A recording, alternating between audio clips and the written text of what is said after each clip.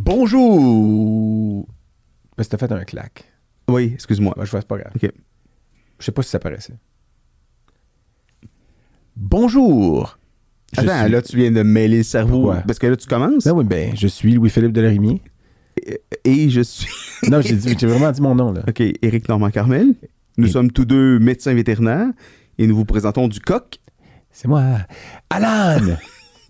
C'est toi.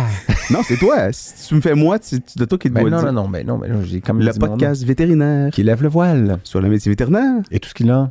Tour! Ça, c'est tellement pas bon quand on fait ça. Et bienvenue à tous et à toutes. Aujourd'hui, nous on recevons un bon ami. On recevons. Non,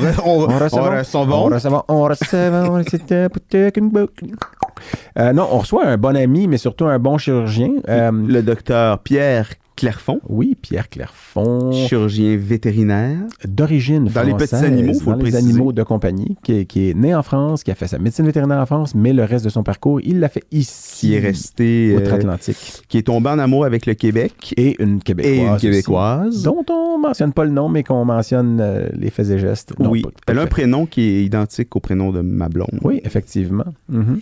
Et donc, on parle donc de son travail, de son parcours en premier, de son oui. parcours. Ben, on met un peu en lumière qui- la différence en parcours en France et ici. Ouais.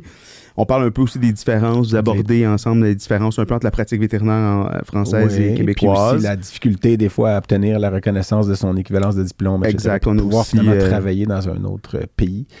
Puis on parle aussi un petit peu dans Les innovations chirurgicales. Oui, exactement. Ce qui bouillonne un peu là, dans les nouvelles pratiques chirurgicales qui vont avoir des impacts, évidemment, sur la qualité de vie et des soins de nos petits animaux, de nos petits compagnons. Mhm. Et ça, c'est très intéressant parce que c'est le fun. Pierre est quelqu'un qui est vraiment aime mettre de l'avant ces nouvelles techniques-là. Puis ces Minimalement innovations, invasive. Et, notamment le minimalement invasif, puis les prothèses, endoprothèses, etc. Pression 3D, on parle de ça aussi. On parle un peu aussi de vin. Oui, on parle un peu de vin. On parle un petit peu de vin. Effectivement. Puis, On parle même d'une nouvelle espèce de félidé en Amazonie. oui. Serpentestus. Écoutez l'épisode. Oui, écoutez l'épisode. Puis, on parle du derrière des rois. Ah oui, on parle effectivement du séant. Oui. Du séant du monarque. Du roi soleil. Oui, du roi. Ouais. Alors, Puis, oui, effectivement. je veux juste te dire... C'était important. Ce que tu vas dire là est très important. Au dernier épisode, on avait une auditrice qui nous a fait un don pour un épisode. Ouais. Et elle a renouvelé.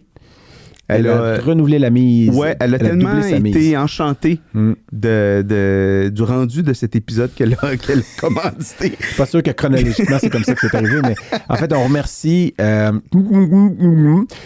pour le... Ça sonne pas comme ça pour vrai? Ah oui, Ouais, ok. ça c'est bon. En fait, qui est notre auditrice et Mécène amie, anonyme. mécène, philanthrope, donatrice, en tout cas, qui nous a permis de faire cet épisode-là avec Dr. Clairfond. Donc, on te remercie de tout cœur. Et de tout cœur est très important ici. Oui, absolument. Puis... Et on invite d'autres toute autre personne fans qui a un sentiment altruiste de vouloir aider un podcast animé par deux gringos qui, et je le dis de façon la plus péjorative possible, non pas contre les gens du Mexique, mais vraiment contre nous deux. Là, qui ont quand même, parce qu'on a du plaisir, évidemment, on le fait beaucoup pas, de plaisir. on le fait pas pour les écoutes, bien que ça monte en flèche, là. Faut se l'avouer. Mais En tout cas, si on regarde les 3 derniers jours, effectivement, c'est la conclusion qu'on peut tirer. Mais merci pour tout cela qui nous permettent de continuer à progresser puis à avoir d'autres personnes intéressantes avec des parcours différents, parce que c'est ça en bout de ligne qui est le plus intéressant, c'est le mélange du parcours de l'humain pour aider l'animal et l'humain. Oui. Une journée un peu plus cérébrale aujourd'hui, mais je pense qui rouvre des perspectives, des faire découvrir des nouvelles choses. C'est drôle d'entendre cérébral quand on parle d'un chirurgien, par exemple.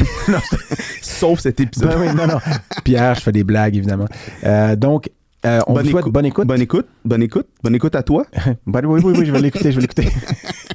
Et on vous envoie une petite musique, des bruits d'animaux. Et ça commence maintenant.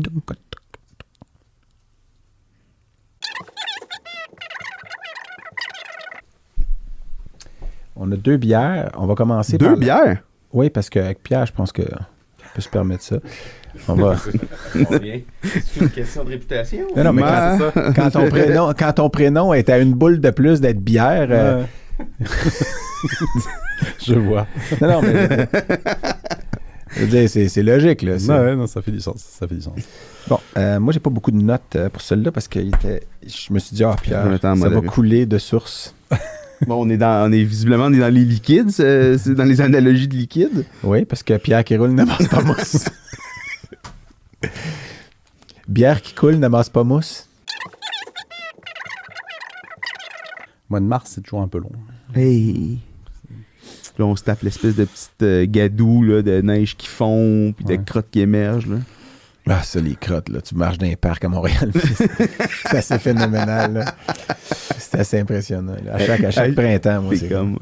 Il y avait une escouade crotte à un moment donné. Je sais pas ce qui en est arrivé. Là. Moi, je me rappelle, puis j'avais une grande cour avant où j'étais, là. Puis, tu sais, des fois, l'hiver, tu dis, cet hiver, là, il n'y en aura pas de crottes. Non, je vais les ramasser. Fait que là, tu ramasses à chaque fois. Tout est bon pendant 1 semaine, 2 semaines. Puis à un moment donné, il y a une grosse tempête, puis t'avais été occupé, puis t'en as oublié 3-4. Tu te dis, OK, il y en a juste 3-4. Je vais recommencer. Tu recommences. Puis à un moment donné, tu laisses sortir le chien, puis là, t'es au printemps, puis là, ça fond, puis là, t'es comme, il y a de la merde partout. Il y a des mines t'sais. partout. Ouais. Il y a de la merde partout. Là. Puis il y en a qui là depuis 4 mois, là, puis à fond, elle se nettoie, puis ça se ramasse. Ça se ramasse plus. En tout cas. Je vous lance ça. Amusez-vous bien, messieurs. Dakodak. Yes.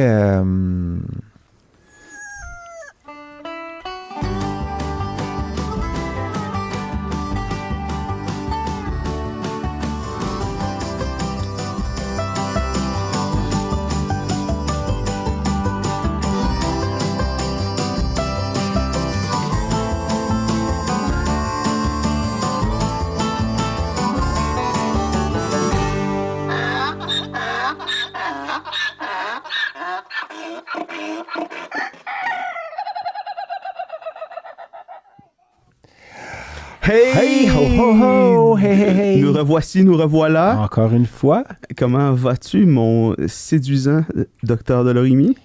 j'aimerais te répondre que ça ne va pas bien, mais malheureusement Mais pour toi, c'est- ça va assez bien, bon, Eric. Je suis bon, encore c'est- heureux d'être ici en studio avec toi. Excellente nouvelle. Et oui, non, ça va bien. Écoute, ça va. Moi, je suis content d'avoir quelqu'un avec nous dans le studio aujourd'hui que on s'était dit au début, avant même qu'on débute tout ça, tu m'avais dit, Pierre, je viens de dire son prénom. Pierre. Très excité Oui. de recevoir mon bon ami, le docteur Rock Clearbottom, Rock Clearbottom.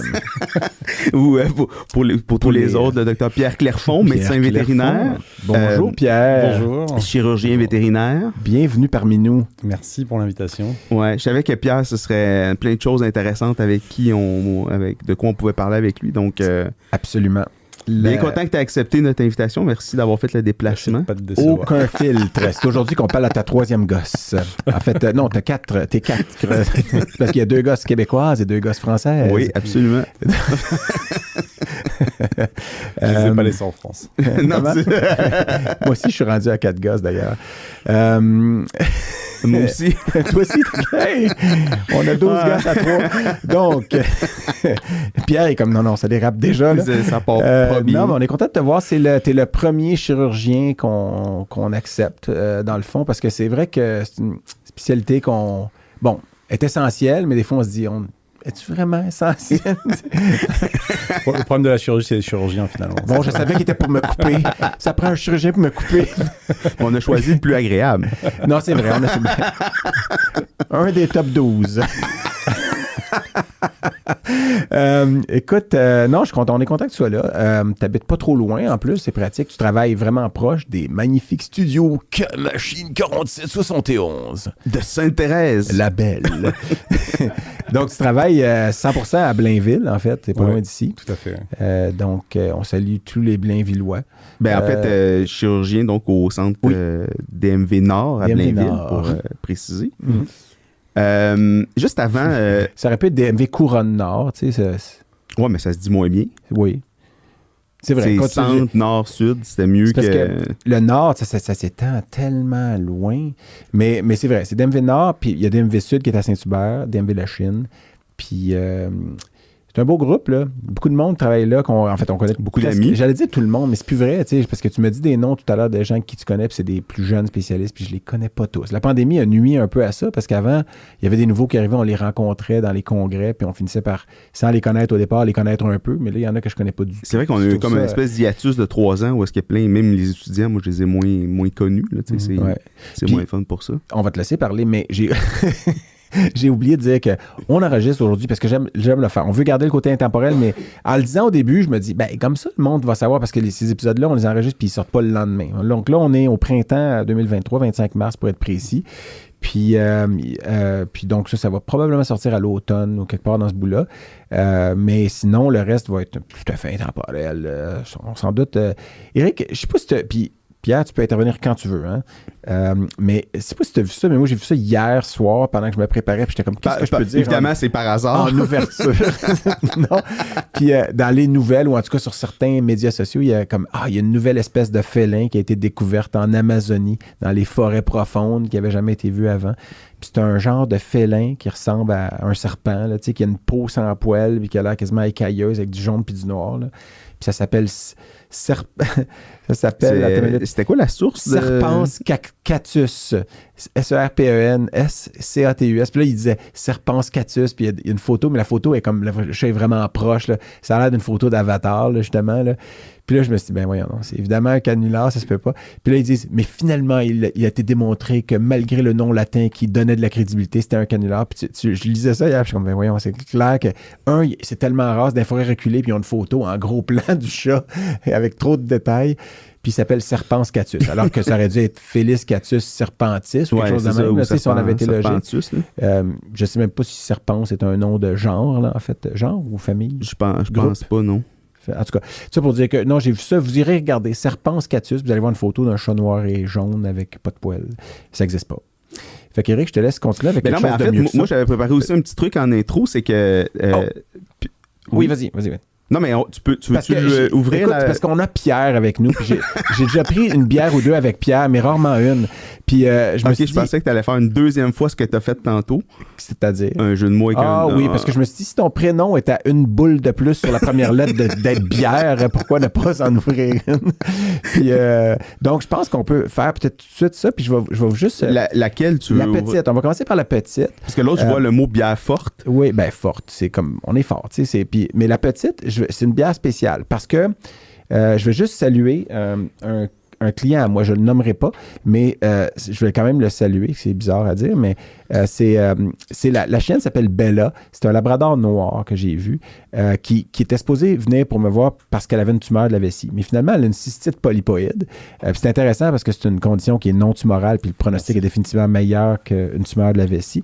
Puis ce qui est spécial, c'est que cette chienne-là vient de percer.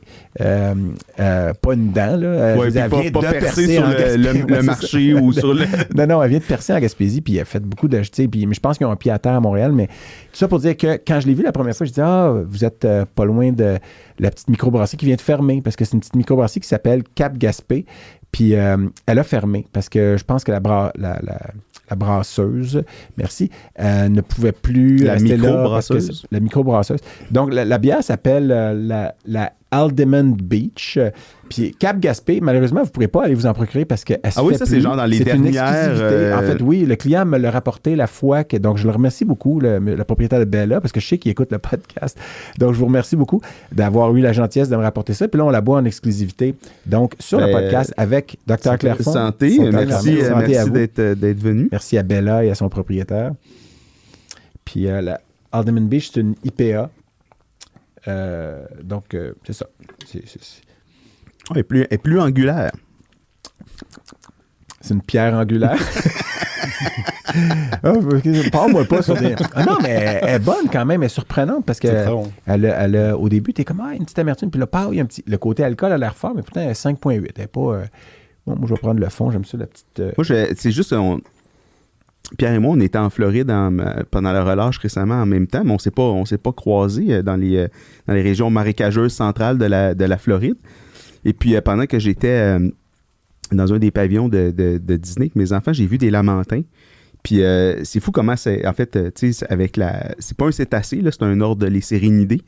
donc sérénité comme les sirènes. Là. Puis, tu sais, c'est Je vrai pensais que- qu'ils étaient très sereins dans leur... Non, c'est pas de la sérénité, mais c'est vraiment parce qu'ils ont une nageoire là, qui est vraiment une forme Ouais.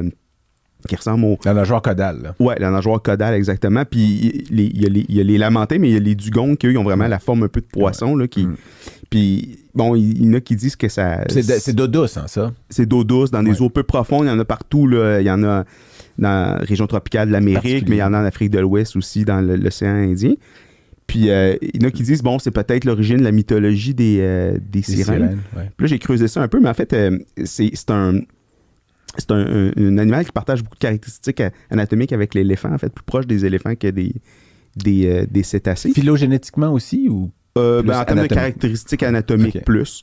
Tu sais, par exemple, les testicules sont internes là, chez les mâles, mais ils ont des mamelles pectorales, donc ils sont entre les membres antérieurs, ce qui est quand même... Comme nous, là, ouais. Ouais, comme les primates, en fait, exactement. Puis, ils ont aussi des bras qui plient. Donc, ils sont capables d'allaiter leur bébé, c'est un peu ici dans l'eau, là, De les mais tenir? ils ont une Ah ouais. position un peu... Et puis, ils font des cris plaintifs un peu aussi, là, tu sais. Fait qu'ils disaient peut-être que l'histoire des chansons, tu sais, dans l'Odyssée d'Homère, là, il y a Ulysse, Les là, chants de c'est sirènes les chants de aussi, sirènes, ouais. exactement. Puis... C'est de là que vient le terme de lamenter, j'imagine. Ah, peut-être, ouais, probablement. oui, Excellent. probablement, Oui, effectivement, probablement, c'est ouais. intéressant. Puis ça, c'est un Hey, c'est détail le fun d'avoir un invité qui réfléchit. qui a du retour. Je dis pas ça contre les autres invités. Parce que c'était contre nous deux. C'était une bitcherie contre nous deux. Puis le détail le plus troublant, c'est qu'ils ont des organes génitaux externes qui sont les plus proches en termes d'apparence à ceux des femelles humaines, donc des femmes. Fait qu'ils disent que c'est peut-être ça, en fait, qui aurait fait le fait qu'ils ressemblent. C'est comme ok. c'est une femme Les avec sirènes, une queue ouais. de Ouais. poisson. Mais ils n'ont pas de cheveux, par exemple. Ils n'ont pas de cheveux roux longs. là. Non, ils n'ont pas de cheveux longs. Mais finalement, en fait, pour se rendre compte que dans la mythologie grecque, les sirènes, c'est plus un mélange de femmes et d'oiseaux. Puis c'est les sirènes nordiques, en fait, qui sont des mi-poissons, mi-femmes. Fait qu'en tout cas, bref. Mais il paraît que c'est plus Christophe Colomb qui aurait... Lui a vu des lamantins quand il est arrivé à... C'est lui qui a dit « Ah, c'est des sirènes! » Puis c'était pas sa première connerie. Lui, il pensait qu'il était aux Indes, puis qu'il y avait du blé d'Inde, puis des cochons d'Inde. Puis là, il a dit « Tiens, ça doit être des sirènes. » En tout cas, fait que c'est plus... C'était des sirènes de... ouais. Fait que c'est ça. Ok, c'est mais juste c'est un intéressant petit... quand même. parce que mes enfants étaient fascinés par... c'est un animal assez fascinant, très lent, très... fait que c'est Ah, ça. c'est peut-être ça, le lammentin, ouais. Ouais. Puis il s'appelle la vache marine, hein, comme Ouais, le vache morse. marine, ouais. Ce qui est bizarre. Comme le morse, effectivement. Il manquait un peu de... Tu sais, il voyait de quoi dans l'eau. Oh, une vache marine. Tu sais, je pense qu'il manquait un peu d'imaginaire dans ce temps-là. I étant les anciens. Ouais, exact. ok. C'était... Je faisais... On s'éloigne quand même un Oui. peu de notre... Non, mais c'était le temps qu'on... C'était l'intro. Fait que, Oui, tu sais, c'était l'intro. on savoure la petite bière gaspésienne exclusive. Et puis, on écoute. Mais c'est... Vas-y, Eric. On commence toujours par une petite bio pour c'est ça situer qu'il un peu fallait les gens de... qui es-tu? Qui es-tu? Le petit Pierre est né en Normandie. Non, donc, en fait, j'ai fait mon école vétérinaire en France. Ah, c'est ça, l'accent. C'est ça le truc. Ouais. Mais attends, parle-nous un petit peu de ta préparation. Là. C'est la prépa, c'était à quelle école? T'étais où? Voilà, la classe préparatoire, c'était à Caen, en Normandie. J'ai fait 2 ans là-bas. Et après ça... Ça, c'était agréable. Hein. C'est les plus belles années de ta vie.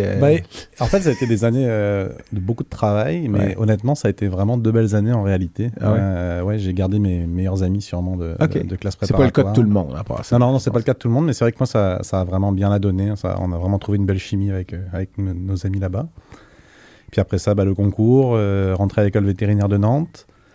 Et voilà, j'ai eu mon diplôme en 2009. Tu savais déjà quand tu graduais que la chirurgie t'intéressait ou... Eh ben en fait, c'était pas le programme. Moi, je montais à cheval quand j'étais plus jeune. Et je suis rentré à l'école vétérinaire pour être ostéopathe équin. Ah ouais. Et finalement, chemin faisant, à l'école, c'est vraiment la chirurgie, ça m'a vraiment passionné. Donc après, j'étais parti pour partir chirurgien dans les grands, en fait. Et puis finalement, au fur et à mesure de Le l'école... fil en aiguille, là. C'est ça, mon intérêt pour les animaux de compagnie, c'est plus développé. Et puis surtout, j'aimais la multiplicité des différentes procédures qui étaient possibles en chirurgie des petits animaux. Et donc, voilà, j'ai pris la décision en 3e année de m'en aller vers la chirurgie des animaux de compagnie. En 3e année de médecine vétérinaire? De médecine vétérinaire, OK, fait que tu avais déjà un intérêt de poursuivre, d'aller en résidence quand tu étais... Ouais, c'était pas mal décidé. Parce que tu as fait Nantes, c'est un programme de 5 ans. Alors moi, j'étais une année particulière. J'étais une année. Ils ont essayé de remettre le programme en 4 ans en fait. OK. Puis après, ils ont vu que c'était vraiment une mauvaise idée. Donc ils sont repassés à 5 ans les programmes suivants OK. en fait. OK. Mais je vais juste reculer, là, donc ton intérêt pour la médecine vétérinaire, c'était vraiment, c'est venu de ce contact-là avec les chevaux. Oh non, puis en tout cas, c'est un peu je sais pas, il y a beaucoup de monde qui dit ça, mais c'est en vrai, mes parents m'ont toujours dit que j'ai toujours dit que je voulais faire vétérinaire en fait depuis que je suis tout petit. Il n'y a jamais eu un autre métier en fait qui est rentré en considération en réalité.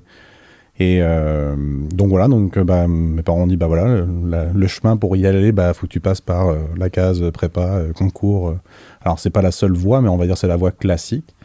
Et donc à l'école, je travaillais pour me rendre vers cet objectif-là. Finalement, c'était un peu ça l'idée. Et donc j'ai pas dérogé de ce chemin-là. Et donc j'ai tout s'est enchaîné. Puis, donc, Mais après, donc, tu es venu faire un internat au Québec, tout de suite en finissant en fait, l'école. C'est drôle la raison pour laquelle je suis au Québec, parce que en 3e année, j'étais en clinique, et puis j'étais censé aller faire un stage en fait, à Michigan State. Et puis finalement, ça marchait plus pour X raisons, et j'ai croisé Maya, que tu connais bien, dans les couloirs, et en fait, avec un autre ami... Brendan et en fait ils allaient déposer leur dossier pour aller en stage à Saint-Hyacinthe pendant l'été. Et moi mon stage était tombé à l'eau et ils me disent voilà, si ça te tente t'as qu'à venir avec nous quoi. Et donc j'ai fait mon dossier dans la journée puis je l'ai envoyé et donc finalement je suis venu en stage puis après j'ai tripé à mort là, j'ai fait 6 semaines de stage, j'ai fait 3 semaines en onco, 3 semaines en chirurgie à Saint-Hyacinthe et j'ai dit c'est sûr je reviens. En onco dans le temps avec Marie-Ève Nadeau. Ouais, j'étais avec Marie-Ève pendant 3 semaines. Ouais. En chirurgie, t'étais avec qui C'était avec Nadège Chailleux et puis Alex Elwarak, qui étaient les deux chirurgiens à l'époque. Ouais, Alex, que moi j'avais connu en Illinois, puis Nadège qui est retourné en France, qui est avec... Exactement, et donc ça a été vraiment le coup de foudre pour le Québec en fait, et puis la médecine vétérinaire en fait au Québec en réalité, parce que ouais, c'est différent. De voir vraiment, vraiment ce niveau qu'on était capable de faire, vraiment à quel point est-ce qu'on pouvait plus pousser la médecine, en tout cas à l'époque par rapport à ce qui m'avait été démontré à Nantes en tout cas. Et j'ai dit, c'est vraiment ça que j'ai envie de faire comme sorte de médecine finalement plus tard. Mais c'est plus à l'américaine, mais en français. C'est ça qui est là. C'est un genre d'entre-deux finalement, où moi j'aime ça dire qu'on a le meilleur des deux mondes, mais c'est pas exactement ça non plus, là, mais c'est différent. C'est sûr qu'en France, ça évolue aussi, ça évolue, puis ça continue de le faire, mais il y a tout le temps cette... il y a beaucoup moins de techniciens en santé animale. Toi, les techniciens en santé animale, tu connais ça? Ou... Non, parce que j'étais une bague au doigt qui me dit que t'en connais une mieux que d'autres. Très bien. J'en connais une pas mal. mais ça, c'est une grosse différence, là, le support technique et tout, puis ce qu'ils font, ce qu'on leur fait faire, j'allais dire ce qu'on leur laisse faire, ce qu'on leur fait faire, puis même maintenant, il y a des actes étendus là, qu'on leur fait faire. Déjà, puis après ça, c'est de la façon de fonctionner. En France, je trouve que... Puis c'est pas une critique, hein, mais je suis allé là-bas, puis je trouve qu'il y a des choses qui font qui sont à la fine pointe des fois, puis qui sont même plus poussées que ce qu'on fait dans certains... Ils vont pousser des choses mais ce qui est à côté, on dirait qu'ils l'avancent pas. Exactement. Donc c'est vraiment du pointu dans certains domaines particuliers, mais le reste, on dirait que on faisait ça il y a 30 ans. Ouais. Donc, alors qu'ici, on essaie de bouger, puis le pointu, il faut aussi démontrer que ça fonctionne, parce que des fois, il y a du pointu, mais il n'y a pas d'études à l'appui. Là. C'est pointu, mais... Donc, il y a cette question-là, des fois, ici, on essaie un peu plus d'uniformiser, mais je pense que c'est comme ça que je le vois, là, mais je ne sais pas si c'est ta vision aussi. Je trouve que globalement, la médecine vétérinaire, je trouve, est un peu plus avancée ici. Mais en France, il y a des gens qui sont extrêmement brillants et qui font des recherches, mais hyper poussées, et c'est ça qui ne sont même pas faites ni ici, ni même aux États-Unis, en fait. Et, puis, et donc, il y a vraiment des petits îlots, on va dire, où c'est hyper poussé, mais de façon générale, en tout cas, notamment moi, si je me réfère à l'enseignement, en tout cas, je vais comparer ce que je peux comparer, mais entre Nantes et Saint-Hyacinthe, j'ai une belle école, puis tu sais, on m'a appris plein de choses très bien, c'est pas la question, mais je trouve dans la rigueur, dans l'application des connaissances, en tout cas, j'ai préféré mon expérience, on va dire, au Québec. Mais j'étais pas parti pour venir habiter ici, en fait. Mais t'as fait ton stage, après t'as fait ton internat à Saint-Hyacinthe aussi. Ouais, exactement. Donc une année complète. Exactement. Finalement, j'ai postulé à l'internat en revenant pour faire ma dernière année en France. Après ça, j'ai dit, je vais retourner au Québec, je vais postuler pour faire l'internat. Puisque j'étais dans l'idée de devenir chirurgien, donc je voulais passer le collège américain de chirurgie, parce que nous, on a une particularité dans notre collège, c'est que le collège européen reconnaît le collège américain, alors que le collège américain ne reconnaît pas le collège européen, ce qui est vraiment une absurdité totale, mais c'est comme ça. Cette reconnaissance-là, elle est diplôme sur diplôme ou tu dois quand même aller passer l'examen Non, juste avec mon titre de collège américain, je peux avoir le collège européen. En fait. Oui, mais en étant français. Non, mais peu importe, n'importe qui. Non, je ne peux pas avoir le collège européen, moi, parce que j'ai pas la nationalité d'un pays de la communauté européenne. Ouais. Tu vois, puis ça fonctionne non, pas dans les deux sens. Je pense pas, parce que... Oui, je te jure, j'ai vérifié. Non, mais en chirurgie, en tout cas.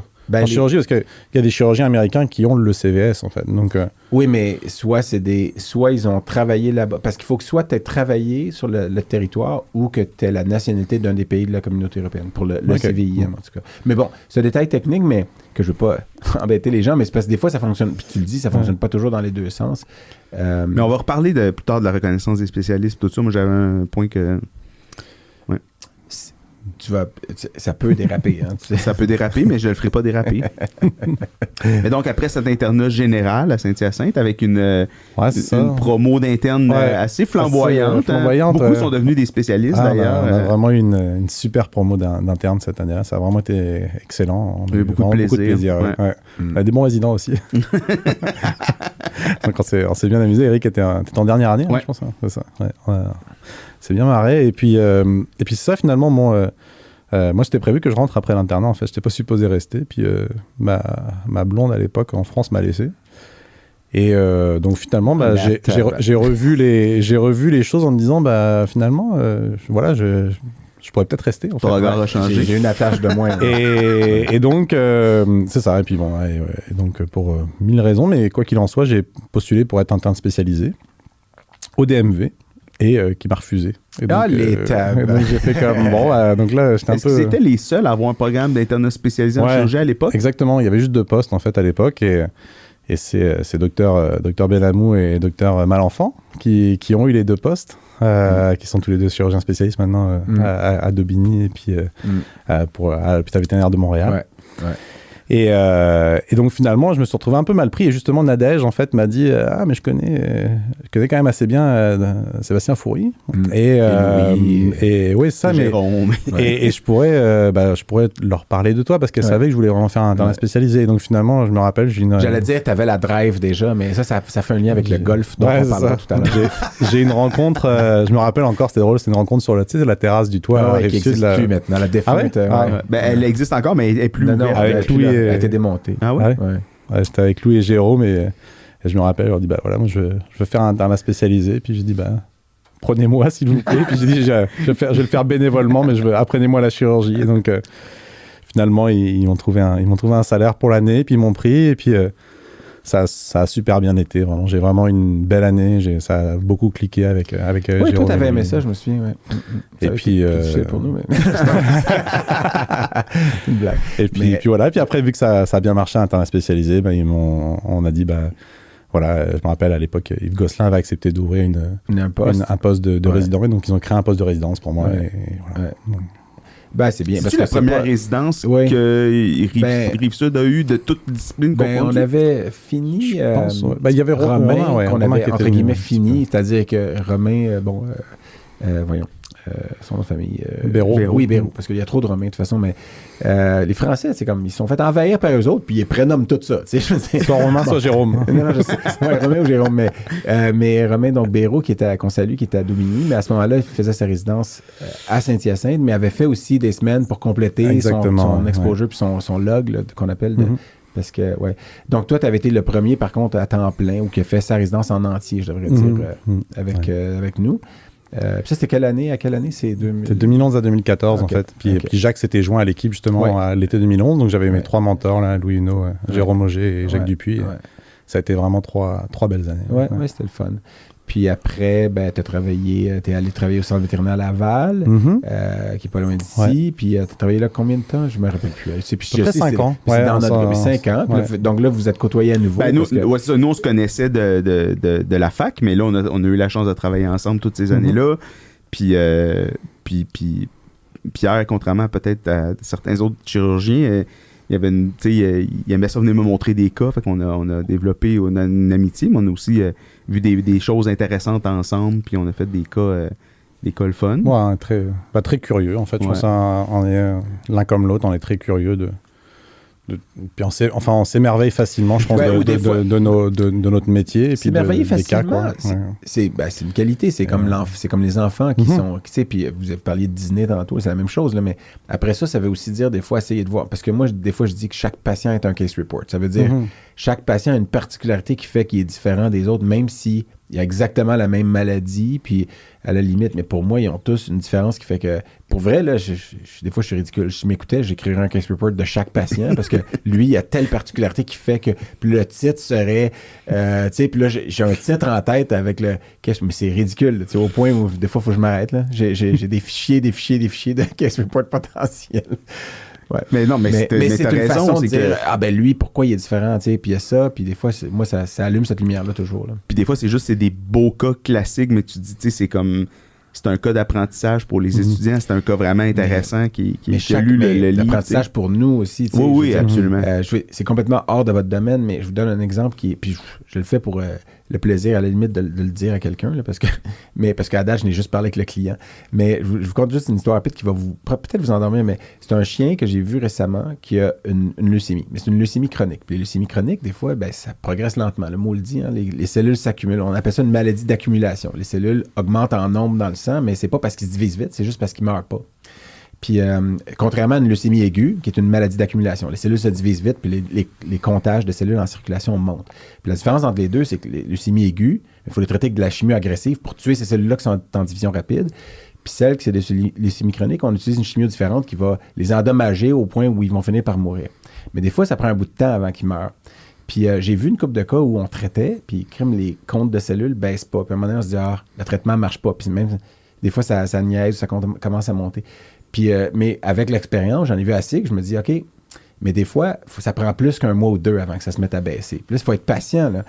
Puis, mais là, je n'ai vu un récemment, puis j'ai dit exactement ça au monsieur le premier jour. Je dis là, son comptage était assez élevé. Je dis, on va commencer à traiter, mais des fois, c'est long. Des fois, il y a des chiens, dans 3 semaines, ça chute. Je ne sais pas pourquoi eux autres, leurs cellules sont plus sensibles. Puis lui, je l'ai revu au bout de 3 semaines, un mois, puis son compte avait monté de façon significative. Puis le client dit, ça ne marche pas. Je dis, ouais, c'est vrai que ça a l'air de ça sur papier, mais je dis, faut attendre de donner la chance à ce médicament-là de faire son effet, de causer des dommages à l'ADN chroniques. Puis chaque cellule qui a des dommages sublétaux, donc qui ne sont pas mortels, on y en donne d'autres, puis peut-être qu'elle va mourir dans le prochain mois. Puis lui, je disais, c'est mal décrit dans la littérature en réalité. Puis finalement, on a continué à le traiter, puis là, boum, il s'est mis. Là, ça fait 4 mois, 5 mois qu'on le traite, puis il est rendu à un comptage de cellules qui baisse à chaque fois que je le vois. Il n'est pas encore dans le normal, mais au début, il a monté avant de baisser. Puis j'ai failli changer, puis je dis non, j'ai un feeling. Des fois, c'est le sentiment d'intestin. Ouais, c'est ça. Mais le sentiment d'intestin. Le sentiment intestinal. C'est ma mauvaise translation. Là. Le gut feeling, des fois, ça vient avec l'expérience. Je sais pas pourquoi, mais celui-là, j'ai l'impression qu'il faut que je donne sa chance, même s'il a monté son compte avait monté de 8-10 000. Alors qu'un compte de lymphocyte normal, c'était en bas de 5. Il avait monté de plus que le compte normal, il était déjà. Puis, tu sais, c'est le genre de cas où je me dis, avec l'expérience, probablement que j'étais jeune oncologue, je l'aurais arrêté. Puis je l'aurais switché de médicament. J'aurais changé de médicament. Puis j'aurais fait une erreur. Puis maintenant, le client, je dis, faites-moi confiance. Je dis, si ça monte, on va essayer autre chose de toute façon le mois prochain. Mais là, aujourd'hui, je veux continuer avec lui. On a continué. Puis je sens comme, là, je le dis comme si je me trouvais bon, mais je me suis pas trouvé bon. Non, pour vrai, je me suis pas trouvé bon. Je me suis trouvé gutsy parce que des fois, tu dis, OK. Puis toi, ça t'arrive en chirurgie, des fois, tu dis, OK, là, je devrais faire ça, mais je pense que je vais essayer de mettre une vis de même. Je vais essayer. Puis tu le fais, puis là, c'est mécanique, là, tu sais, mais des fois, tu dis, ouais, les forces, mais là, il y a. Puis tu essaies quelque chose, puis des fois, tu dis, c'est vrai que. Puis finalement, ça marche, puis tu te rends compte que c'est peut-être mieux que si tu l'avais fait by the book, tu sais. Parce que by the book, tu sais, le faire selon les règles établies, c'est pas toujours la bonne façon. Mais ça, pour le savoir, de ne pas suivre une recette telle qu'elle est écrite, il faut que tu le saches, là, tu sais. Puis même chose en cuisine, même chose, parce que je dis recette, mais ça t'arrive dans... Ça, c'est l'expérience. Et ça, il n'y a rien qui remplace ça. Toute la résidence que tu veux. Mais même l'intelligence artificielle ne peut pas remplacer ça. Tu as besoin de... Tu sais, en sortant de résidence, tu as le cerveau là, qui explose. Qui est plein de connaissances. Tu es tellement au taquet sur tout, mais au final, en chirurgie, des fois, c'est ça. Des fois, tu te fais « Ah oui, mais je me rappelle ce cas-là que j'ai fait il y a 6 mois. Il est arrivé telle chose, donc je vais apprendre de ça et justement, je ne vais pas le faire. » Et il faut... Tu n'as pas le choix de prendre des gamelles si tu veux apprendre dans un sens. Donc, c'est ça que je fais là, avec mes résidents, c'est de leur dire, tu sais, comme... J'essaie de leur expliquer tout toutes les gamelles que j'ai pu prendre ou que j'ai vu les autres prendre pour leur dire, j'essaie de t'enseigner de l'expérience un peu finalement. Parce que c'est vrai que tu sonnes négatif des fois quand tu fais ça, peut-être pas toi, mais je veux dire, quand on fait ça, on parle des pires ou des choses ou des erreurs.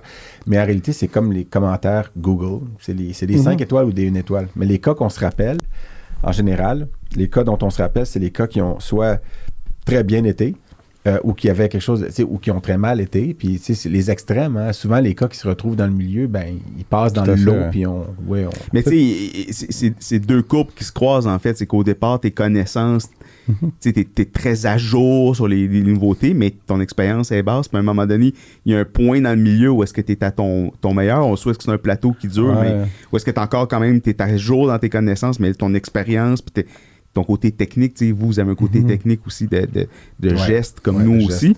Mais à un moment donné, là, ça décline. C'est que là, t'as beaucoup d'expérience, mais la science, on en parlait aux 20 ans, ça s'est renouvelé, puis des fois, les pratiques ont changé, puis toi, t'es resté avec certaines habitudes. Fait que, tu sais, des fois, c'est... Mais c'est ça qui est génial dans le fait d'avoir des résidents. Là, on a 2 résidents en ce moment avec nous, là, et c'est cool parce que justement, ils te tiennent à jour, ils te challengent, et c'est ça que ça prend. C'est vraiment chouette parce que ça te garde un peu sur le oui, parce qu'ils arrivent avec des questions parfois qui sont, tu dis, puis des fois la question arrive puis tu dis, voyons. Puis là tu réfléchis à la question, tu dis, ok, c'est parce qu'il a vu ça, ok. Puis toi tu le vois pas parce que t'es déjà habitué à pas voir ça. Puis tu sais, c'est ça, quand un enfant des fois dit des choses, moi je veux dire, t'as des enfants de 4 ans, ils disent des choses des fois, puis tu réfléchis à leurs questions, tu dis, ok, c'est parce que lui il voit ça comme ça, mais moi t'es habitué de fonctionner, on élimine beaucoup d'informations pour se concentrer sur ce qu'on croit qui est important. Ouais, tout à fait. Ouais. Continue, Eric. Moi, je trouve que tu es très bien parti. Donc, c'est pendant ta résidence que tu as trouvé l'amour, c'est ça, le nouvel amour? Okay, ça, c'est nouveau là, dans le podcast qu'on parle du conjoint. Non, mais... Attends, pas que tu as un conjoint, tu as une conjointe, là, mais je veux dire, mais vas-y. Parce que moi, je me rappelle de ça. C'est toi qui as ouvert la porte en parlant de dire « t'as une bague au doigt. » Oui, c'est parce que je parlais des techniciennes, du fait que le ratio ici n'est pas le même qu'en Europe. Et oui, pendant ma résidence, c'est ça, j'ai rencontré ma femme. On se connaissait un petit peu avant, elle était technicienne en chirurgie. Elle était technicienne en chirurgie. Puis toi, tu étais résident en chirurgie. Exactement. Ouais. Donc, me too. Donc voilà, on a eu une rencontre très enrichissante avec les ressources humaines. Non, mais ça a été consensuel. Alors, moi, j'ai eu la chance, parce que j'ai eu la chance d'assister à votre union en France. Un très, très beau mariage, très, très agréable. C'est juste la veille qui était un peu chaotique. Rocambolesque. Que la veille, c'était une cuite? Non, c'est...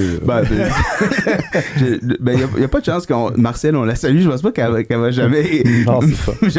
jamais écouté ce podcast-là, mais en fait, c'est que c'est encore drôle, hein? J'avais été à un mariage 3 ans avant de 2 collègues radiologistes vétérinaires avec mon fils tout seul. Puis ma fille était comme bon.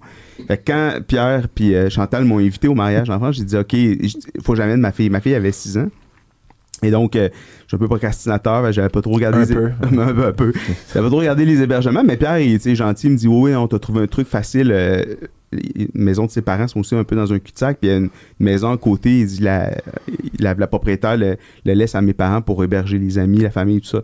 Donc moi, j'étais à côté, c'était vraiment en face de la maison familiale, puis je suis là avec Jérôme Benamou, pas le nommer, puis ma fille, puis on se dit... Ouais, soirée va être tranquille. Normalement, c'est censé être un couple d'amis, en fait, qui était, on va dire calme, qui était censé être avec vous dans cette maison-là. Donc, on s'était dit, ça va faire un bon mélange. Et puis, finalement, mon couple d'amis ont dit, non, finalement, on va venir directement au mariage le lendemain, on sera pas là la veille. Et puis, j'ai 2 autres copains qui, eux aussi, sont très procrastinateurs et finalement, qu'on dit, nous, on veut venir, mais on sait pas où on va dormir. Donc là, je sais quand même, il y a 2 places qui se sont libérées, sauf que j'avais pas vu le potentiel de chimie explosive qui pourrait arriver entre mes 2 potes vétos et Jérôme et Eric qui se retrouvent dans la même maison. Et donc, finalement, ça a fait un cocktail assez incroyable. Ouais, c'est quand même tes deux amis parmi les plus fêtards. Ouais. Et puis moi, je les vois débarquer, juste avant qu'on parte pour la cérémonie à la mairie, je les vois débarquer, puis je me dis tout de suite, ça va pas bien se finir. Et donc, après, on revient à la maison pour le cocktail, puis il y avait Roger qui on parlait, tu sais, puis t'avais pas le temps. Tu prenais une gorgée, il t'en remettait, mais il discutait avec toi, on se rendait pas trop compte. Ça, c'est les plus sournois. Ah ouais, puis là, on était juste bien jusqu'au tel, tu sais, puis on dit, bon, parfait, on va se coucher. Moi, je suis de décalage horaire, ma fille, 6 ans, on va aller se coucher pour être en forme demain. Et là, je passe devant le garage du père à Pierre, qui est dans le... qui travaille dans le vin, puis les spiritueux. Les spiritueux, et puis, c'est ça, la fameuse cave de ton père, puis donc on rouvre la porte, puis et là... Dégustation de rhum arrangé. Rhum arrangé, oui, à la menthe, Ouais. Et là, on est juste bien, on se dit, on se couche demain, grosse journée, tout ça, on se dit bye-bye à demain. Et là, on rentre dans la maison, et là, ça part en vrille. Donc moi, le lendemain... Ta fille s'est couchée quand même. Là. Non. non. C'est ça le truc. Parce que la petite, elle était sur le décalage horaire, là, donc finalement, pour elle, il était pas si tard que ça. On se retrouve dans la cuisine de Marcel, et là, on se dit, bon, qu'est-ce qu'on fait? Il y a les amis de Pierre qui commencent à ouvrir les armoires. Ah, dis, il y a une bouteille dessus. Toutes les armoires, ils ont sorti toutes les bouteilles. Et le lendemain matin, moi, je me lève, c'est le jour de mon mariage, je regarde mon téléphone et j'ai plein de photos. Ils m'envoient plein de photos. Ils ont pris en selfie, en train de bouffer des pâtes, en train de boire de la Suze à 4h du matin. Et donc, je vois ça. C'était excellent. Là. C'était vraiment très drôle. Ouais. Ça a été... j'ai des vidéos de ça de ma fille. On fait le train dans le jardin. Eric qui fait le train, c'est surprenant. C'est du classique, quoi. Donc, un très beau mariage. Très beau mariage en France. Ouais. Mais non, c'est parce que là, on s'éloignait. Non, mais parce que moi, j'ai pas pris beaucoup de notes. Parce que je me suis dit, Pierre, je le connais assez, mais je le connais peut-être pas assez. Puis je sais, j'ai mentionné le golf tout à l'heure parce que je sais. T'aimais déjà le golf en France? Ouais, ça a toujours... Tu golfais déjà là-bas? Je golfais pas beaucoup parce que le golf en France, c'est quand même plus dispendieux qu'ici. Et forcément, quand on est étudiant, j'avais pas vraiment d'argent à mettre dans le golf en réalité. Là, donc, je jouais peut-être 2 parties par année, 3 parties par année maximum. Quoi, mais je suis arrivé au Québec et c'était beaucoup plus accessible en fait. Okay. Et puis, ce que j'ai adoré de ça, en fait, c'est qu'en résidence, c'était pour les gens qui jouent au golf, en fait, c'est que quand tu joues au golf, tu peux pas penser à autre chose qu'à ça en réalité. Ouais. Et c'était vraiment un bon moyen de me vider la tête. J'avais 4 heures comme ça devant moi où je savais que je faisais vraiment un break et puis après ça je rentrais puis je travaillais à la maison et donc c'était et puis en plus bon j'adore le jeu du golf et donc je suis assez passionné de golf. Ouais, puis ton handicap c'est quoi? 11. Quand même, t'es un bon joueur. Je sais que on a déjà joué ensemble une fois. Ouais, on a joué quelques fois. Moi, je suis pas très bon, là, mais... Puis toi, ton handicap, c'est quoi? Ouf! Moi, il est multiple. Il est dans les 3 chiffres? Moi, il y a déjà... Tu te dis qu'on peut pas penser à autre chose, mais moi, j'y arrive. Là, non, mais j'ai déjà gagné, je vais le citer là, quand même, me vanter un peu, dans un tournoi de golf bénéfice de vétérinaire là, à Saint-Hyacinthe, sur le parcours de Saint-Hyacinthe, j'avais gagné la plus longue drive. Ce qui est vraiment pas... Parce que ça devrait être toi, là, toi, t'as une drive de ouf. Puis, mais moi, cette fois-là, j'avais eu l'orage parfait. C'est-à-dire qu'il y avait plu. C'était un peu mouillé. Attends, mais toi, t'avais l'orage parfait. Je vais au golf puis j'ai l'orage parfait. Oui, the perfect storm, là, c'est une expression. Mais ce que je veux dire, c'est que c'est pas qu'il y a eu un orage pendant que je drivais, là, puis que ça m'a donné de l'énergie. C'est pas ça. Ça aurait pu être ça. Mais non, c'est parce qu'il y avait le trou qui évaluait pour le plus long, c'était le 18. Tu sais que tu frappes puis tu arrives vers le clubhouse. Le clubhouse, donc à Saint-Hyacinthe. Puis ce trou-là, puis il y avait plu quand même, donc la pelouse était mouillée, mais moi, quand j'ai frappé, ça commençait un peu à sécher, puis j'étais dans les derniers parce que tu pars pas tous au même trou. Donc moi, j'ai eu l'avantage de c'était un peu moins mouillé, la balle roulait mieux. Puis j'ai vraiment frappé. On dit toujours, faut que tu sois relax. Puis moi, j'ai dit, je force, je m'en fous, de toute façon, je l'aurais pas. Alors j'ai forcé, puis je l'ai frappé parfaitement, elle est partie en ligne droite, puis elle a descendu plus loin. Puis j'avais battu le précédent de beaucoup. Puis j'avais eu une bouteille de vin quelconque, là, tu sais, mais tout ça pour dire que c'est mon seul moment de gloire à vie, je pense, au golf. Ça, puis des affaires de golfeurs. Non, mais... C'est le mini-pot. Mais je pote beaucoup mieux que je drive. Ou que je chip, là. Mais moi, tu sais que...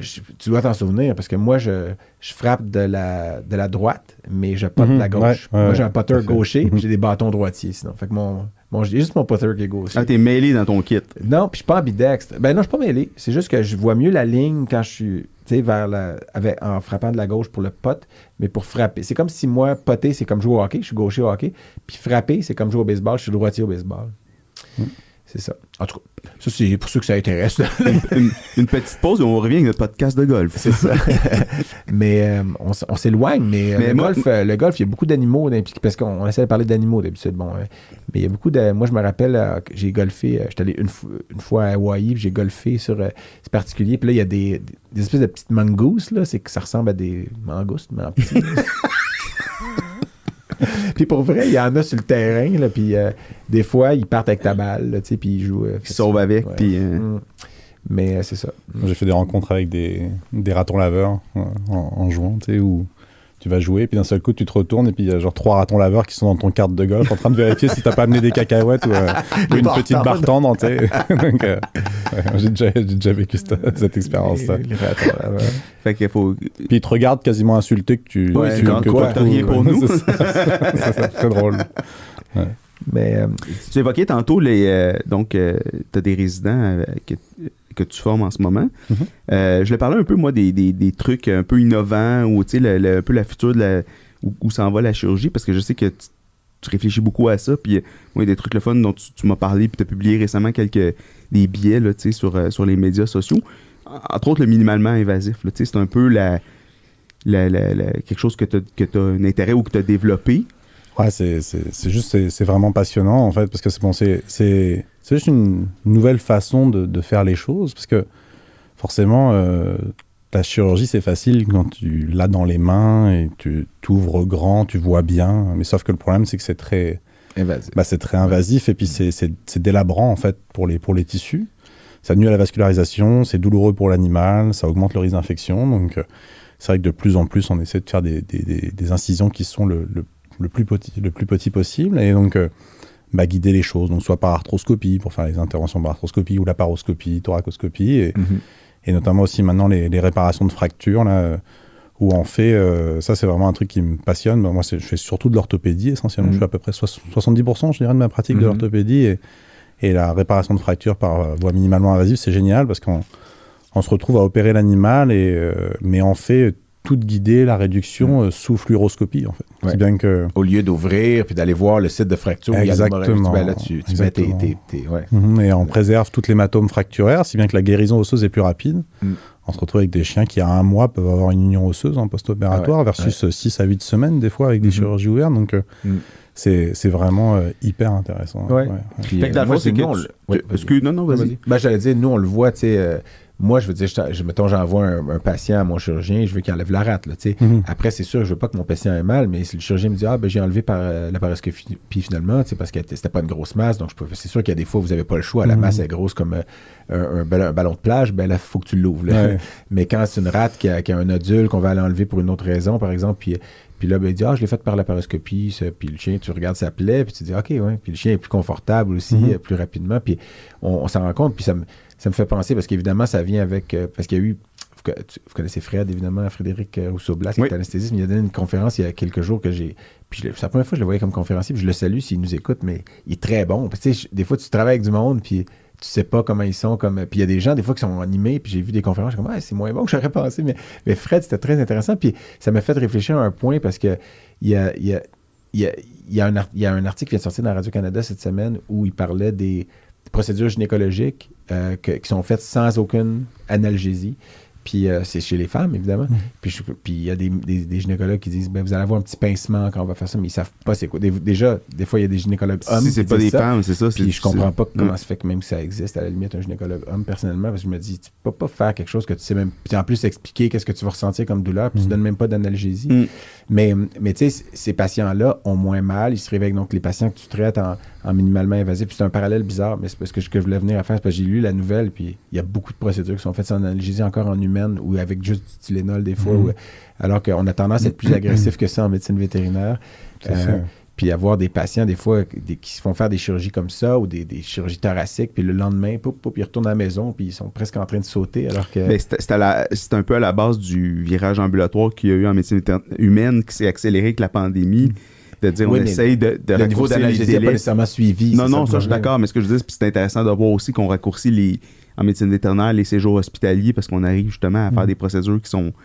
où est-ce que le temps d'hospitalisation post-opératoire, il est raccourci à cause de... Je pense qu'en médecine humaine, il y a aussi un gros problème avec les opiacés. Donc, c'est vrai que de façon générale, je vois mon cousin est infirmier anesthésiste en médecine humaine et il disait que vraiment de plus en plus, la tendance est d'aller vers des anesthésies qui sont vraiment sans opiacés parce que ça peut amener toutes sortes de problèmes par la suite. Et donc, de plus en plus, ils essaient de réduire ça. Et c'est vrai que le minimalement invasif permet de faire ça. Là, par exemple, Paulina, qui est résidente là, en première année, a un projet de recherche pour faire des biopsies hépatiques par voie transvaginale. Donc ça, c'est hyper intéressant parce qu'on se retrouve finalement à passer par la paroi du vagin et pour aller chercher des biopsies hépatiques. Et comme ça, il n'y a pas d'incision cutanée, quoi. Donc le chien, il n'a pas de col élisabétain post-opératoire.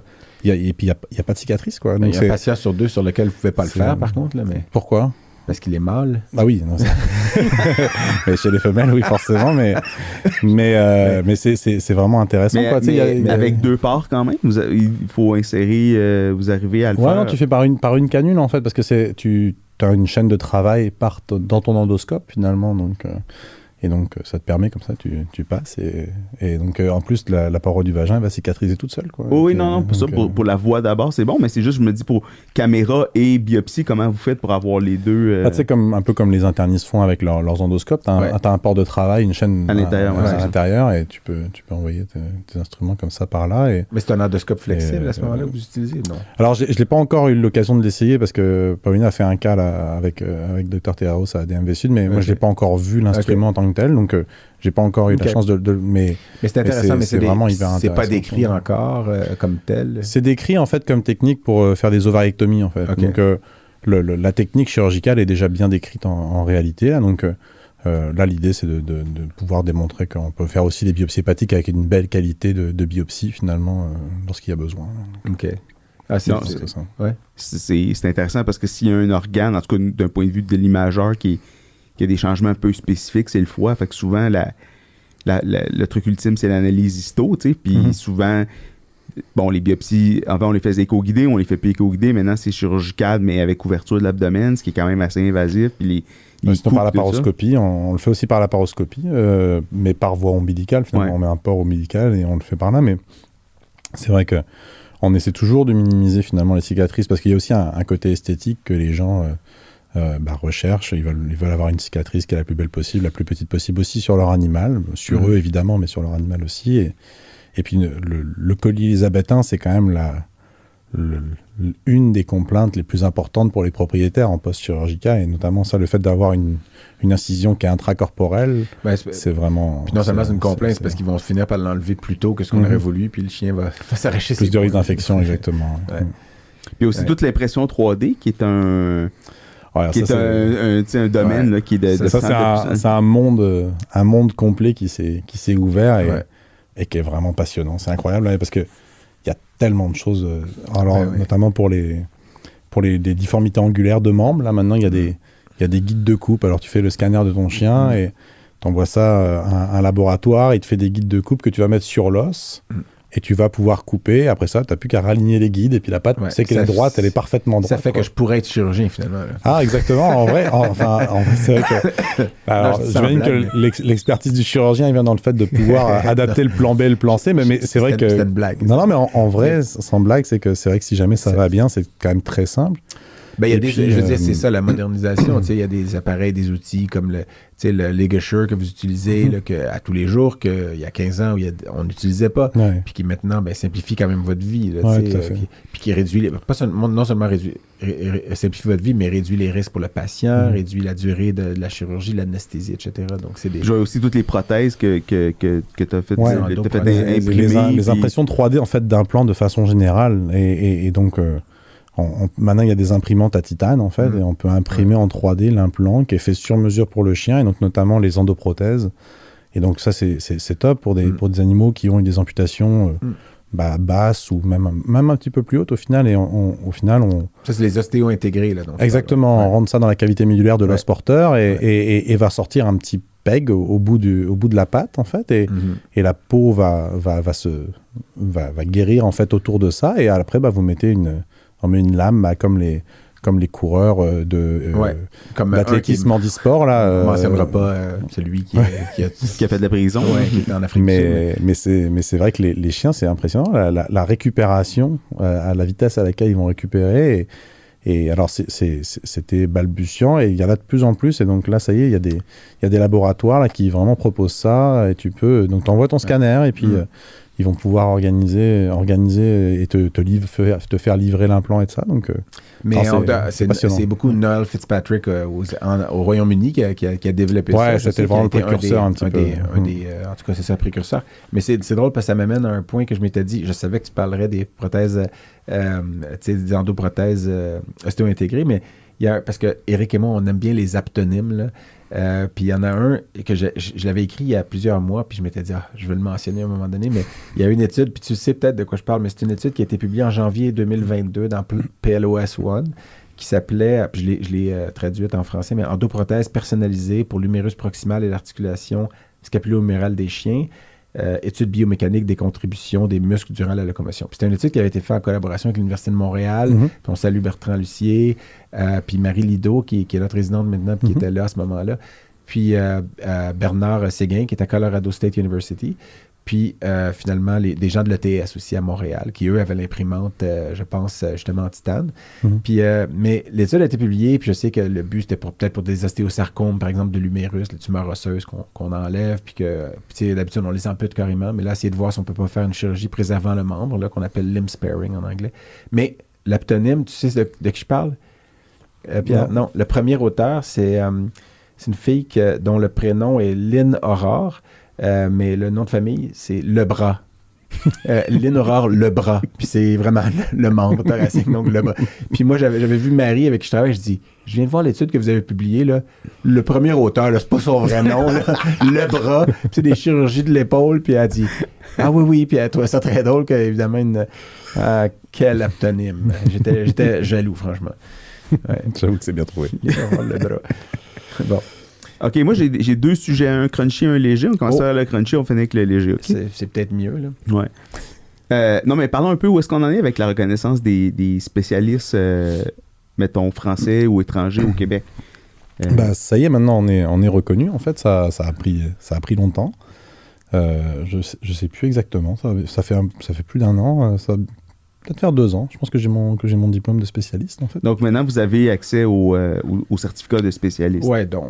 Exactement. Donc maintenant, j'ai un permis permanent, en fait, qui est limité à la pratique de la chirurgie vétérinaire.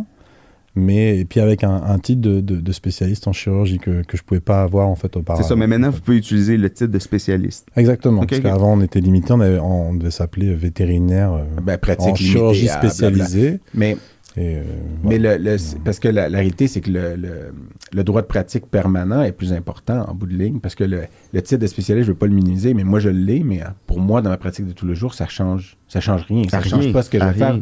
On a les lettres du collège, mais l'ordre a mis une emphase là-dessus, puis j'ai payé pour l'avoir, parce que je me dis, il y a des gens qui ont travaillé fort aussi. Il y a Jacques qui avait travaillé fort pour ça aussi. Mais je me suis toujours posé la question, parce que je sais que vous êtes beaucoup de Français à travailler au Québec. Il y a très peu de Québécois à travailler en France. Il y en a beaucoup moins. Évidemment, on est moins ici, vous êtes plus là-bas. Mais moi, je ne peux pas aller travailler en France si je veux demain matin, à moins d'avoir la nationalité française. Puis même avec, je ne sais pas, un visa de travail, même avec la résidence permanente, on ne peut pas travailler tant qu'on n'est pas soit né, qu'on a une nationalité d'un des pays... L'espace de Schengen, en fait. En fait, ça a toujours été plus difficile pour nous d'aller travailler là-bas que l'inverse. Puis ça n'a pas changé. Sauf que la demande n'a pas été là, peut-être, pour les vétérinaires qui voulaient aller en France pour travailler. Ça a été plus dans le sens inverse. Mais je ne sais pas s'il y en a, parce qu'on a eu une invitée sur le podcast qui est québécoise puis qui a travaillé là-bas, mais il a fallu qu'elle se marie avec le Français avec qui elle était conjointe, finalement, pour pouvoir avoir la nationalité puis ainsi pouvoir commencer à travailler comme vétérinaire là-bas. Sinon, elle n'était pas reconnue.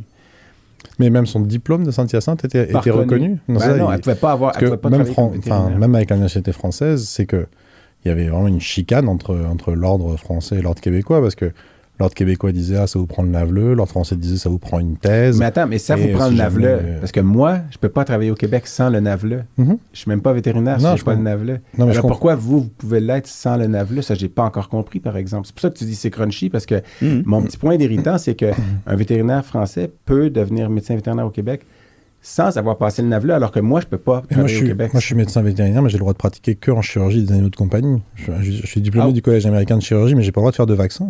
J'ai pas le droit de traiter d'otite, j'ai pas le droit de... Je comprends ça, mais je pense pas que ça va être triste. Mais ce que je veux dire, c'est que mon point est que j'assume que le fait d'avoir fait 3 ans de résidence et d'avoir eu l'ACVS me rend suffisamment compétent pour travailler en chirurgie, même si j'ai pas le NAVLE, en fait. Oui, la différence, c'est que moi, je peux décider peut-être demain d'aller faire du porc et de la vache, si je veux. Mais entre toi et moi, cet avantage-là, pour moi, est pas très grand. Mais ça reste qu'il ne pourrait pas aller pratiquer l'oncologie en France, par contre. Je peux pas aller pratiquer l'oncologie en France. Ça, c'est sûr. À moins d'avoir la nationalité. Je comprends, mais c'est la règle numéro 1 en France. Le fait est que ça, c'est plutôt un règlement français qui est débile. Oui. Oui. C'est pas parce que au Québec, les gens ont un peu plus de réflexion par rapport à ça. C'est plus. Non, tu peux dire, c'est pas parce que dans l'autre pays, ils font ça qu'on est obligé de faire pareil. Aussi, là. Dans ce sens-là, c'est vrai. Non, mais parce que moi, je sais que mon ex-conjointe était américaine, avait fait son DMV, son doctorat en médecine vétérinaire dans les Caraïbes, son année clinique aux États-Unis. Mais pour travailler aux États-Unis, il fallait qu'elle passe le NAVLA et la partie pratique. Ce qu'elle a fait, à grands frais, ça coûte cher quand même. Puis, on a une ophtalmologiste qui travaille avec nous aussi, qui a fait le NAVLA, la partie pratique aussi, parce qu'entre autres, elle n'a pas par sa formation, elle n'aura pas l'ACVO, elle va avoir le CVO, donc le diplôme de spécialité français, européen, non pas le nord-américain. Mais ça, c'est des... Pour moi, il y a beaucoup... Parce que j'ai travaillé avec une chirurgienne aux États-Unis qui était belge aussi, puis qui travaillait en milieu universitaire, puis elle pensait peut-être aller au privé. Donc, elle allait faire... Il fallait qu'elle fasse le NAVLA, puis il fallait qu'elle fasse la partie pratique. Donc, on la perdait en clinique, nous, pendant des longues semaines où elle allait faire des fouilles transrectales sur des vaches et tout, alors que c'était une oncochirurgienne qui avait fait une résidence, qui était boardée à CBS et qui avait fait déjà un fellowship en oncochirurgie. Puis c'était la meilleure chirurgienne avec qui j'avais travaillé. Puis on la perdait pendant des semaines parce qu'elle fouillait des vaches au cas où elle voulait aller travailler en pratique privée. C'est ridicule, alors qu'elle savait très bien qu'elle ne ferait jamais de vaches. Elle voulait faire que de la chirurgie oncologique de petits animaux. Mais j'ai pas trouvé ça plus... Mais tu sais, la reconnaissance des acquis, c'est difficile, c'est parce pas... que c'est des règlements, c'est sur papier, ça veut pas dire qu'il y a de la logique à 100. Il y a une logique, mais elle tient pas toujours la route. Là. Pour moi, ça tient pas la route. Mais dans les deux sens. Je pense que l'incompréhension, c'est surtout pour les vétérinaires généralistes, dans un sens, parce que l'Ordre des médecins vétérinaires de Québec disait, nous, on a un examen qui valide l'ensemble des connaissances à la fin de la formation de la médecine vétérinaire, qui dit que voilà, tu as bien compris et tu as bien appris les différentes espèces et ça te donne le titre de docteur. En France, la vision, c'est plus de dire, les examens que tu passes à travers ta scolarité valident que tu as bien appris et que tu sais bien ce que c'est. Et en plus, il faut que tu fasses une thèse parce que il y a un côté un peu pompeux et prestigieux là-dedans. Il faut faire une thèse pour avoir un titre de docteur. Bon. Et au final, personne n'arrive à s'accorder. En fait, au final, ça nuit à tout le monde, in fine, parce que ne serait-ce que voir la pénurie de vétérinaires qu'il y a au Québec, je pense qu'il y aurait peut-être besoin, finalement, de vétérinaires qui pourraient venir aussi, éventuellement. Ça peut sonner prétentieux de dire notre formation est meilleure, mais c'est pas ça qu'on dit, en fait. Je pense pas que c'était ça qui était dit, mais c'était il y a les standards nord-américains, puis le NAVLA a été créé pour... Mais le NAVLA, c'est un examen comme un autre. C'est pas nécessairement mieux ou moins bon que le reste, tant qu'à moi. Il y a des questions qui sont pas... On en a parlé dans le pilote. Oui, mais non, mais il y a des questions qui étaient mal écrites aussi, puis dans notre cas, qui étaient mal traduites en plus. Fait que des fois, il y avait des questions qui étaient bien écrites en anglais, mais mal traduites. Puis ça nuisait à la limite aux chances de passer. Là. Quand la traduction est mauvaise, tu vas répondre une mauvaise réponse. Là. Mais en tout cas, c'est pas parfait ça non plus. Là. Bon, mais assez de discussion entre spécialistes. Là. On va... sujet plus léger. Pierre a été président du club d'œnologie. Je sais pas s'il s'appelait comme ça, mais... c'était Invino Veto. Mais ça, c'était à Nantes? Oui, à Nantes, oui. J'ai amené cette bouteille parce qu'on en a parlé récemment sur... le groupe Facebook des vétérinaires, donc un petit Beaujolais. J'en ai acheté une il y a 2 jours. C'est un fleuri, non? Un fleuri, exactement, donc 100% gammé, du Beaujolais. Puis ça, c'est intéressant, c'est un couple de vignerons du Beaujolais qui ont une fille qui est devenue vétérinaire, qui pensait qu'elle s'éloignerait définitivement. Elle s'ennuyait de son Beaujolais natal, donc elle est revenue, puis là, elle a repris combine. La pratique encore, j'ai vu. Mais je pense qu'elle est impliquée dans mais elle était impliquée dedans, puis ça me faisait penser, en fait, y a eu quand même quelques vétérinaires au Québec qui ont été vignerons ou qui sont encore, vignerons. Ben, il y a Michel Lefebvre puis, qui était vétérinaire avec Coin de Saint-Jean. Pratique encore, oui. Ouais. Il y a Cécile Boivin aussi. Cécile Boivin. Qui était... elle a le nom de famille aptonyme, là. Boivin, puis elle fait du vin, tu sais. Non, mais pour vrai. Oui, non, c'est vrai que c'est... Tu vois pas que tu n'y avais pas pensé. Oui, non, ben c'est parce qu'elle le boit, elle le fait aussi. Oui, ben je pense qu'elle le boit aussi. Tu peux pas faire du vin puis pas le boire. Puis il y a le beau-père de Sébastien, donc de Claudine, qui est dans ma promotion. Exact. Son père. Qui est le vignoble Couche-Pagane, au lac Saint-Jean, qui est le vignoble le plus nordique, je pense, le plus boréal qu'il y a au Québec. Ça, c'est à Métabette, Lac-à-la-Croix. Donc, c'est drôle. Puis j'imagine qu'en France, il y a d'autres vétérinaires qui sont aussi vignerons ou... ma conjointe. J'en connais pas, mais j'ai... Il y avait notamment, je me rappelle, une étudiante à Toulouse avec qui j'avais sympathisé à un moment donné. Et donc, les parents étaient producteurs en Bourgogne. Ouais, je me rappelle de ça. Puis forcément, maintenant, j'ai beaucoup d'amis qui habitent au milieu des vignes. Ben oui, c'est ça. Donc, ça, c'est sûr. Mais vous étiez proche, donc vous étiez en Loire, donc vous organisiez des... c'était incroyable. C'était quand même du travail, en fait. En vrai, là, chaque mercredi soir, on faisait une dégustation. Donc là, tous les mercredis, je préparais ma dégustation. J'allais dans les caves, acheter des bouteilles. Je préparais une petite feuille pour expliquer, alors ce soir, on boit telle région et tout ça. Donc, on faisait ça tous les mercredis soirs. C'était vraiment... c'était même pas une fois par mois, là, c'était chaque semaine. Chaque semaine, ça coûtait, je pense que c'était 3 € la participation. Et en plus, c'était cool parce qu'on était notamment sponsorisé par un laboratoire qui s'appelle Ceva et qui est basé à... C'est vin ou c'est vin? Ils étaient basés dans le Libournais, en fait, dans la région de Bordeaux. Et donc... Des fois, ils nous organisaient des belles dégustations de Bordelais. C'était assez top. Mais il y a ma conjointe, une de ses consoeurs de classe, ses parents sont propriétaires d'un des grands crus de Saint-Émilion. Puis quand elle a gradué, donc en même temps que ma conjointe, son party de fin d'études, c'était ce vin-là qui était servi. Puis moi, il est à la SAQ, puis la semaine passée, j'ai pris une photo, c'est 2400 $ la bouteille. Mais ça c'est un de leurs crus, là, ils ne sont pas tous au même prix, mais ils partent quand même, je pense, à 700, ici au Québec, à 750 la bouteille, leur vin. Puis ils vont jusqu'à plusieurs milliers. Puis là, je dis, t'étais allé à ce party de fin de... Elle dit, j'avais pas pu y aller, Est-ce que tu t'es encore ami avec elle? On peut pas aller la visiter. On va aller dans le coin de Bordeaux. Mais c'est ça. Ouais. D'ailleurs, j'ai pas nommé, mais c'est Droit de veto. C'est en millésime 2017. J'ai oublié qu'on était aussi en audio, puis pour les gens qui nous écoutaient. Oui, Droit de veto. Droit de veto. Fleuri. Puis ils ont plein d'autres, avec les chats aussi, ils ont plein de bouteilles là, d'appellation fleurie aussi. Là. Excellent. Est-ce qu'on vit sur du temps emprunté déjà, non. Daniel? Moi, je finis avec une petite anecdote qui fait savoureuse, j'espère. Oui, que vous allez sûrement... ben, vous la connaissez probablement, en fait, mais pour nos auditeurs, je trouvais que... J'attendais qu'on ait un chirurgien pour en parler, mais qui va vous faire plaisir comme français et comme Delorimier. En fait, vous savez que l'hymne national des Anglais a été écrit pour le cul de Louis XIV. J'ai déjà entendu. Alors, on est en 1686 à Versailles, dans la deuxième portion du règne de Louis XIV, et puis il y a une fistule anale. Puis là, il fistule des glandes anales. Comme je pense pas. Les humains, on n'a pas de glandes anales, mais je pense que c'était plus une question personne n'a des glandes anales. Il y a soit des glandes périanales ou des sacs anneaux avec des glandes. Sacs anneaux, des glandes apocrines. Donc, j'oublie toujours que t'es des glandes anales. Master Chief de la Quand on parle de région périanale et de périnée, Louis-Philippe... soyons précis. Au-dessus, il y a soleil. Mais donc, c'est une époque où l'hygiène était quand même un peu relative. Particulièrement à Louis XIV qui n'aimait pas se baigner, dit-on. Et donc, il y a une fistule anale. Et puis, à l'époque, la médecine est un peu divisée. Hein. T'as les médecins qui font les diagnostics, qui prescrivent les traitements. C'est-à-dire des saignées. Exact. Tout le monde se fait saigner. Et ceux qui font les chirurgies, c'est les barbiers. En général, parce que c'est les seuls dans un village ou une ville à avoir une lame qui est un peu pas trop rouillée, affûtée, puis qui coupe.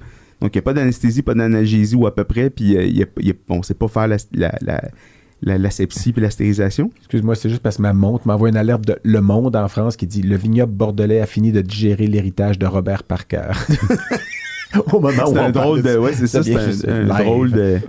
Vas-y, continue. Et donc, le chirurgien barbier du roi, ben, il dit « Écoute, moi, je sais pas trop, tu sais, si je vais être capable, c'est une zone précise quand même. Fait qu'il dit, ben écoute, mes galères et mes prisons sont pleines, pratique-toi. Donc, il se pratique pendant plusieurs mois.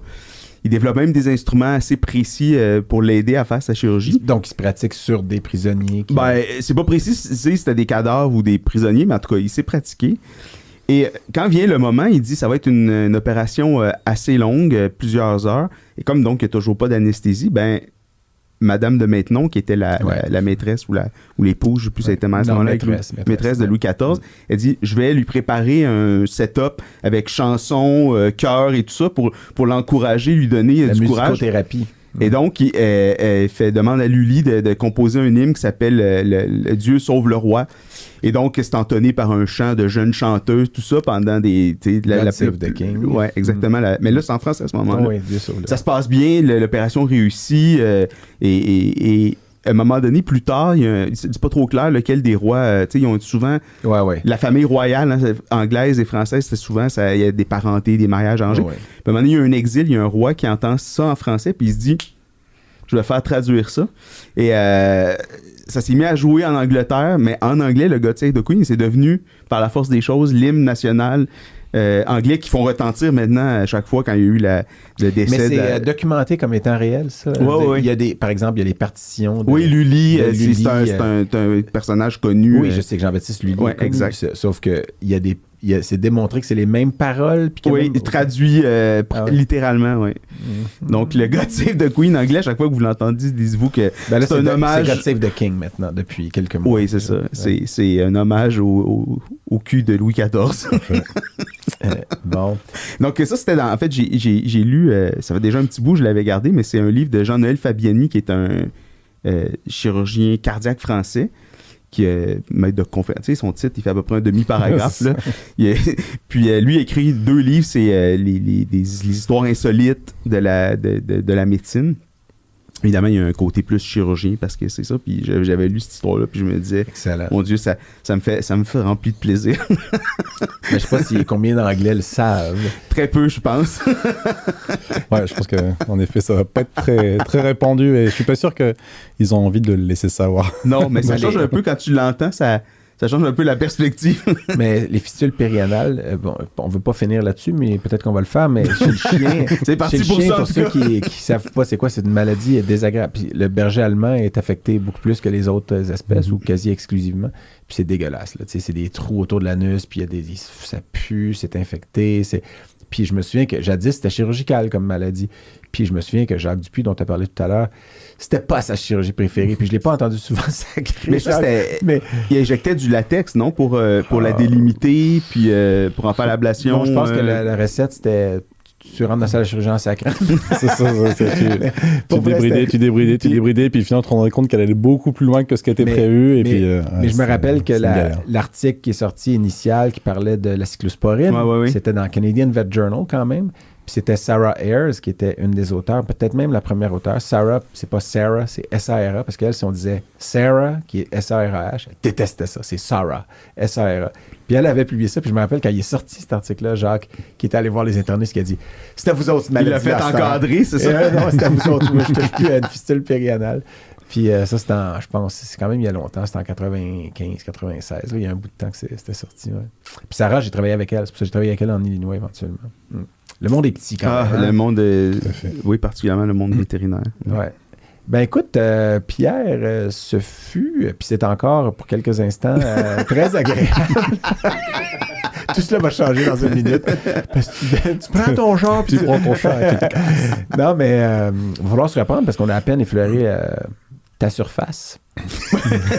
Ta carapace. On n'a pas été voir à l'intérieur. Le centre moelleux. Oui, c'est ça, le fondant intérieur.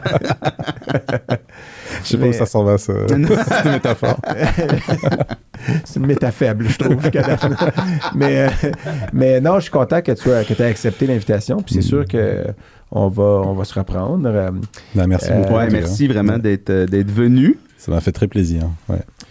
Et puis, Je te laisse le mot de la fin, Eric, ou comment on fait ça, là? Ben écoute, je te dirais... Roche, papier. Ciseaux. Moi, j'ajoute toujours laser, puis je gagne tout le temps.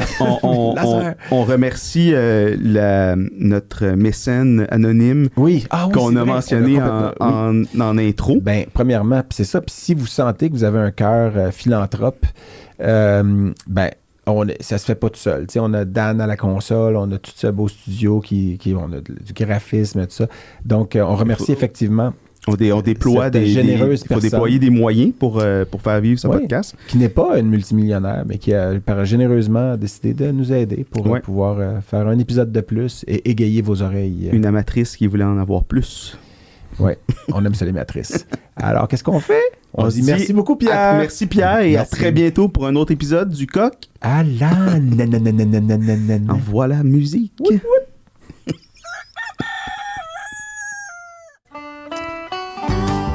Merci, messieurs. Ça, c'est ta photo sur le site de la CVS. De la CVS. C'est quoi? C'est juste après que j'ai été condamné pour triple meurtre. Oui, ça n'a pas de bon sens. Alors, grossis-la. Mais je suis pas capable de grossir. Ah, c'est... Je sais pas si tu vois. Ah ouais, là, tu peux. C'est pas ma meilleure. Ils veulent pas que tu changes? C'est toi qui as changé. J'avoue que j'ai même pas... Je savais même pas qu'elle était... Non, mais nous, on n'en a pas sur le site de la CVIM. Il n'y a pas de photo. Ah, mais peut-être juste parce que je n'ai pas mis. Ouais, c'est ça. Tu peux la mettre. C'est toi qui l'as mis probablement quand tu étais résident. Ouais, sûrement, oui. Ouais. T'étais plus brun. T'es devenu blond à 32 ans. C'est juste l'éclairage qui était mauvais. Je pense que c'est l'éclairage. Il semblerait que j'aille plutôt en brunissant avec. Ah ouais, c'est vrai que t'es peut-être un peu foncé avec le temps. Quand j'étais enfant, j'étais blond comme un petit Suédois. Ben, comme tes enfants? Ouais, comme mes enfants.